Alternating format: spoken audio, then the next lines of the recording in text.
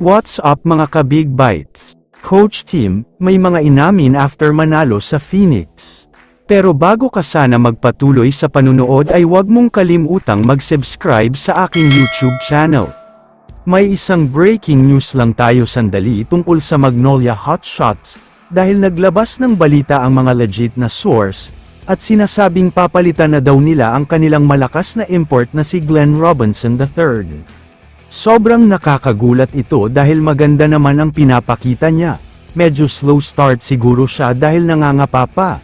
Pero ngayon ay back-to-back wins na sila at gumaganda na ang laro niya. Pero bigla naman siyang papalitan ngayon. Ang ipapalit nga nila ay hindi naman basta import lang. Isa din siyang halimaw at NBA veteran na si Shabazz Muhammad. Naglaro na ito noon sa SMB kung saan umiskor siya ng 57 points sa kanyang unang game pa lang. Samantala, medyo weird na laban ang napanood nating lahat sa pagitan ng Barangay Ginebra at Phoenix Super LPG. Sa unang quarter kasi ay kontrolado ng Phoenix ang laban, isang mini-run kasi ang ginawa nila sa pagtatapos ng quarter na ito. Sa second quarter naman, tila nag-iba ang ihip ng hangin dahil biglang uminit ang kamay ng Ginebra dito. From being down sa first quarter, biglang umangat naman sa double digit ang kalamangan nila. Almost perfect game talaga sila dito.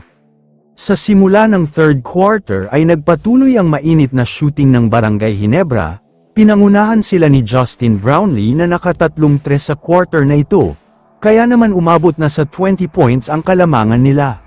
Pero sa pagtatapos ng quarter na ito, dito na nagsimula ang hindi kapani-paniwala na run, nagulat kasi ang lahat ng mga fans matapos ang 17-0 run na ginawa ng Phoenix. Sobrang bilis talaga ang pangyayaring ito. Dalawang timeout nga agad ginawa dito ni Coach Tim dahil wala talaga silang may pasok, pero buti na lang ay nag-init ang kamay ni Stephen Holt matapos siyang gumawa ng isang 3 points at isang 4-point shot. Tuloy-tuloy na ito hanggang sa fourth quarter at nahirapan na talagang gumawa pa ng isang big run ang Phoenix kaya natalo na sila. Pero ayon sa mga source, pagkatapos raw ng game ay may sinabi itong si Coach Tim tungkol kay Isaac Akgo. Hindi daw nila alam kung anong nangyayari sa kanya at bakit puro errors ang ginagawa niya. Pinipilit daw siyang bigyan ng malaking kumpiyansa pero walang nangyayari, kaya under observation daw siya at may posibleng trade na maganap. Kaya naman kung kayo ang tatanungin, ano ang masasabi nyo sa balitang ito?